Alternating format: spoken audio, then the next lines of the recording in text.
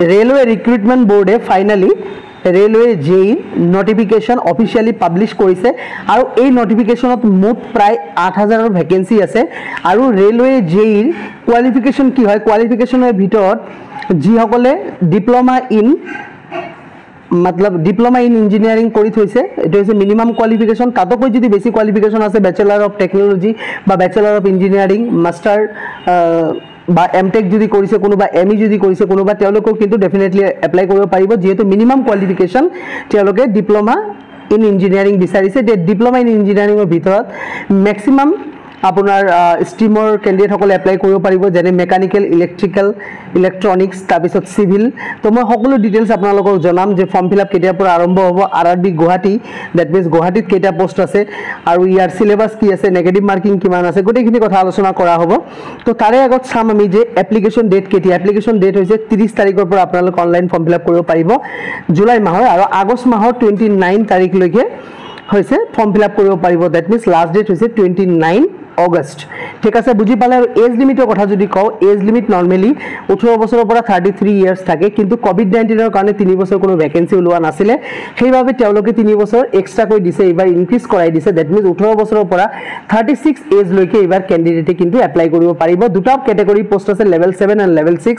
level 7 chemical supervisor এইবোৰ post আছে আৰু লেভেল 6 ত আছে junior engineer depot material superintendent এইবোৰ পোষ্ট আছে ঠিক আছে তো junior engineer depot material superintendent এইবোৰ পোষ্ট মোট আছে 7934 টা পোষ্ট আৰু কেমিক্যাল সুপাৰভাইজাৰ এটো মিলাই পেলাই 7951 টা পোষ্ট আছে ঠিক আছে এতিয়া হল আৰআৰবি গুৱাহাটী কিমান আছে সেইখিনি আমি চাম তো সোৱাৰ আগতে ফাৰ্স্ট আমি চাই লম যে ইয়াৰ আপোনাৰ হেৰি কি এপ্লিকেশন প্ৰসেস কি এপ্লিকেশন প্ৰসেস হল অনলাইন ফৰ্ম ফিলআপ কৰোতে আপোনাৰ 500 रुपीस দিব লাগিব ঠিক আছে আৰু এটা কথা কৈ থাও যে এসসি এসটি হলে 36 ৰ লগত আৰু 5 বছৰ এক্সট্ৰা পাব যদি আপোনাৰ ওবিসি কাষ্ট আছে কিন্তু ওবিসি নন ক্ৰিমিলিয়াৰ হ'ব লাগিব ঠিক আছে নন ক্ৰিমিলিয়াৰটো বহুত হয়তো নাজানে নন ক্ৰিমিলিয়াৰটো কোৰ্টৰ পৰা গৈ আপোনাৰ উলাব লাগিব যদি ওবিসিৰ ভিতৰত যিবোৰ সাব ক্যাটাগৰী থাকে সেই সাব ক্যাটাগৰীবোৰ আপোনাৰ মানে কমিউনিটিৰ লগত ম্যাচ কৰে নে নাই যদি ম্যাচ কৰে তেন্তে নন ক্ৰিমি আপুনি পাব আৰু ম্যাচ নকৰিলে তাক ক্ৰিমিলিয়াৰ বুলি কয় আমাৰ অসমত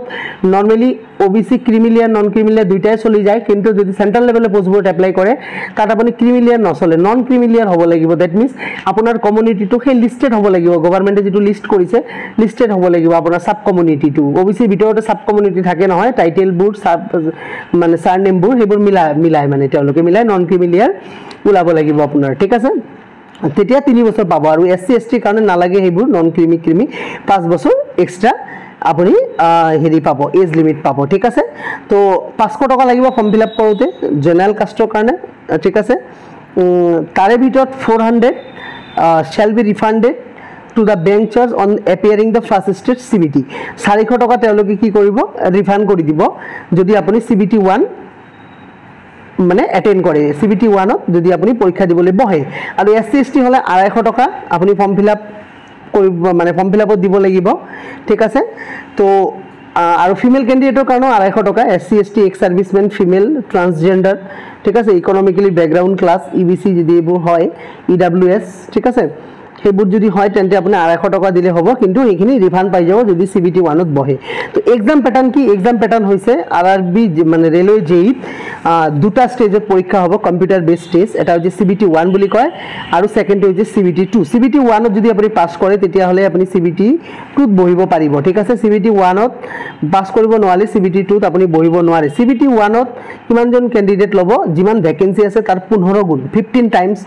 ক্যান্ডিডেটক मतलब CBT 2 ত লব ঠিক আছে তো CBT 1 ৰ কাৰণে সিলেবাস কি আছে চাইলম আমি CBT সিলেবাস আছে সময় থাকিব 90 মিনিট কোশ্চেন থাকিব 100 টা ঠিক আছে সময় থাকিব 90 মিনিট কোশ্চেন থাকিব 100 টা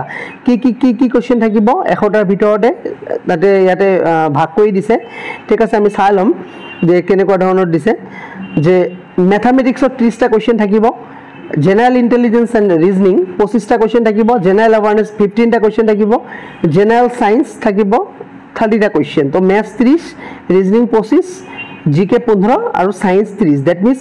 ম্যাথ ৰিজনিং সায়েন্সে বেছি ওয়েটেজ ইয়াতে জিকে ৰ ওয়েটেজ টু নাই ঠিক আছে জেনাৰেল অ্যাওয়াৰনেসৰ ভিতৰত কি পঢ়িব লাগিব এইখিনি মই পিছত জনাই দিম যদি কোনোবা ৰেলৱে জেই ক্যান্ডিডেট থাকে আমাৰ চেনেলত ভিউয়াৰ্স থাকে কমেন্ট কৰিব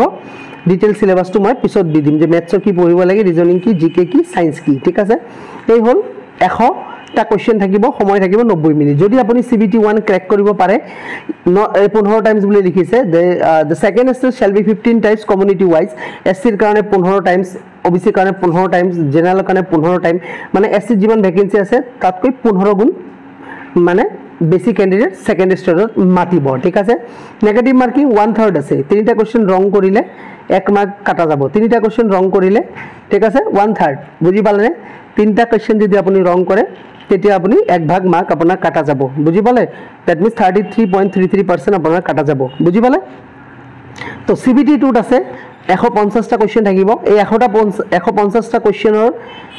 মানে হেৰি কি সিলেবাস কি সিলেবাসৰ জেনাৰেল অ্যাৱাৰনেস 15 টা কোশ্চেন ফিজিক্স এন্ড কেমিস্ট্ৰি 15 টা question physics chemistry high secondary লেভেলৰ নহয় ক্লাস 10 লেভেলৰ ফিজিক্স কেমিস্ট্ৰি লাগিব বেসিক কম্পিউটাৰ আৰু application 10 number basic environment and pollution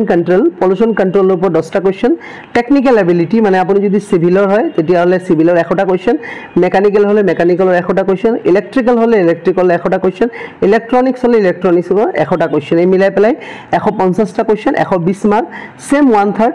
negative marking আছে ঠিক আছে তো ব্যাকগ্রাউন্ড কেটা দি দিছে কি আপোনাৰ স্ট্ৰিম হ'ব লাগিব mechanical engineering production engineering automobile manufacturing তাৰপিছত ঠিক আছে মেকানিক ইন্ডাস্ট্রিয়াল এই গুটেকেটা মেকানিক্যাল এন্ড এলাইড ইঞ্জিনিয়ারিং ব্রাঞ্চত পড়িব ইলেক্ট্রিক্যাল এন্ড এলাইড ইঞ্জিনিয়ারিং ব্রাঞ্চত কোনে কোনে পড়িব electrical engineering combination of sub stream electrical electronics engineering electronics তো electrical and sub allied electrical and allied engineering combination of any stream basic stream electrical ইঞ্জিনিয়াৰিংৰ লগত sub stream যিবোৰ আছে সব ইলেক্ট্ৰিক্যাল এন্ড এলাইডত পড়িব ইলেক্ট্ৰনিক্স এন্ড এলাইড ইঞ্জিনিয়াৰিংৰ ভিতৰত পড়িব electronics engineering ইনস্ট্ৰুমেন্টেশন and control যিসকলে পঢ়িছে তেওঁলোকে ইলেক্ট্ৰনিক্স এলাইডত পঢ়ি যাব আৰু কম্পিউটাৰ ইঞ্জিনিয়াৰিং যিসকলে পঢ়িছে তেওঁলোকে ইলেক্ট্ৰনিক্স এন্ড এলাইড ইঞ্জিনিয়াৰিং যিবোৰ ভ্যাকেন্সি আছে সেইবোৰত এপ্লাই কৰিব পাৰিব ইনফৰমেশন টেকনলজি যদি কৰিছে তেওঁলোকে electronics and allied engineering post যিবোৰ আছে সেইবোৰত এপ্লাই কৰিব পাৰিব এটা civil engineering civil and allied ইঞ্জিনিয়াৰিংত এপ্লাই কৰিব পাৰিব কম্বিনেশন সাব স্ট্ৰিম সিভিলৰ যদি সাব স্ট্ৰিম থাকে যে BSc in civil engineering 3 years duration এটো সিভিল এন্ড এলাইড ইঞ্জিনিয়াৰিংত পঢ়ি যাব তো বুজি পালে সেইখিনি হল মুঠতে কোয়ালিফিকেশন তো কোয়ালিফিকেশন 3 ইয়ার্স ডিপ্লোমা লাগে তাতকে বেশি থাকিলে কোনো প্রবলেম নাই বিটেক এমটেক সবে এপ্লাই কৰিব পাৰিব আৰু নৰমালাইজেশন আছে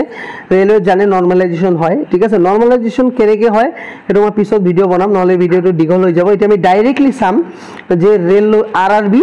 গুৱাহাটীত কিমান ভ্যাকেন্সি আছে মুঠ তো আমি বুজি পালো প্ৰায় 8000 ভ্যাকেন্সি আছে এই 8000 ভ্যাকেন্সিৰ ভিতৰত আমি গুৱাহাটী চাই লম ঠিক আছে তো গুৱাহাটীত কিমান ভ্যাকেন্সি আছে তো অলপ তলৰ ফালে যাব লাগিব যে গুৱাহাটী কিমান আছে